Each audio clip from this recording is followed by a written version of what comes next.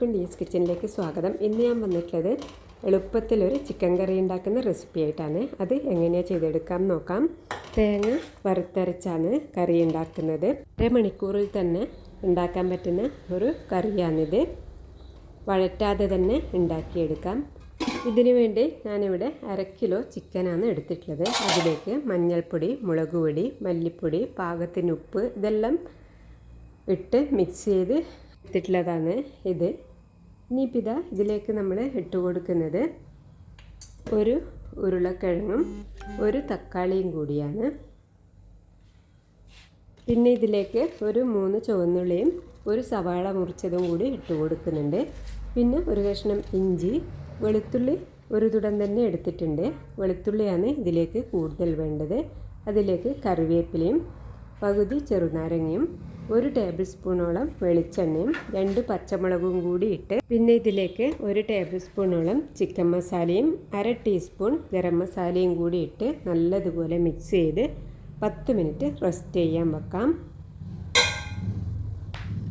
സവാളയും തക്കാളിയൊന്നും വഴറ്റാതെ തന്നെ എല്ലാം കൂടി ഒരുമിച്ചിട്ട് മിക്സ് ചെയ്ത് വെച്ചാൽ മതി.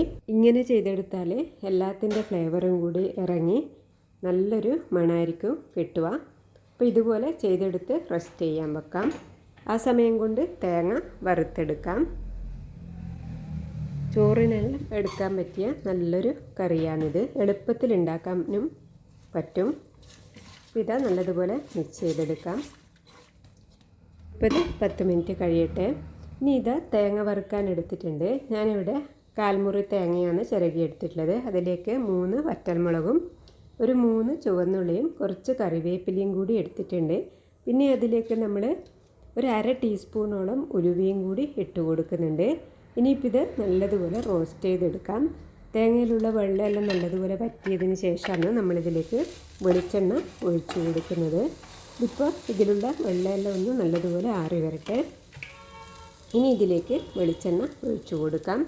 അതിനുശേഷം നല്ല ബ്രൗൺ കളർ ആകുന്നത് വരെ വറുത്തെടുക്കാം. ഉലുവയിലിട്ടത് കൊണ്ട് കരിയാതെ നോക്കണം. ഉലുവ ഇട്ട് കൊടുത്താൽ കറിക്കെല്ലാം നല്ല ടേസ്റ്റായിരിക്കും. തേങ്ങ നല്ലതുപോലെ വറുത്തെടുത്തിട്ടുണ്ട്. ഇനി ഇതൊന്ന് തണുത്ത് വരട്ടെ. അതിനുശേഷം അരച്ചെടുക്കാം. ഇളം ചൂടോടുകൂടി വേണം അരച്ചെടുക്കാൻ വേണ്ടി.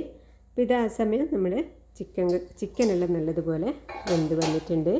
ഇനി തേങ്ങ അരച്ചത് ഒഴിച്ചു കൊടുക്കാം. തേങ്ങ വറുക്കുമ്പോൾ എണ്ണയിൽ തന്നെ വറുത്തെടുത്താലാണ് കൂടുതൽ രുചി ഉണ്ടാവുക. അപ്പോൾ ഞാനിവിടെ എണ്ണ കുറച്ച് വെള്ളത്തിലാണ് അരച്ചെടുത്തിട്ടുള്ളത്. നമ്മൾ തേങ്ങ വറക്കുമ്പോൾ ഒരു 2 ടീസ്പൂണോളം കുരുമുളകും കൂടി ഇട്ട് കൊടുത്തിട്ടുണ്ട്. അത് മറന്നു പോകാതെ ഇട്ട് കൊടുക്കണം. ഇപ്പോൾ ഇതാ എല്ലാം മിക്സ് ചെയ്തതിന് ശേഷം ഒന്ന് തിളപ്പിച്ചെടുക്കാം. ലോ ഫ്ലെയിമിലിട്ട് ഒന്നെല്ലാം കൂടി ഒന്ന് തിളപ്പിച്ച് സെറ്റാക്കി എടുത്താൽ മതി.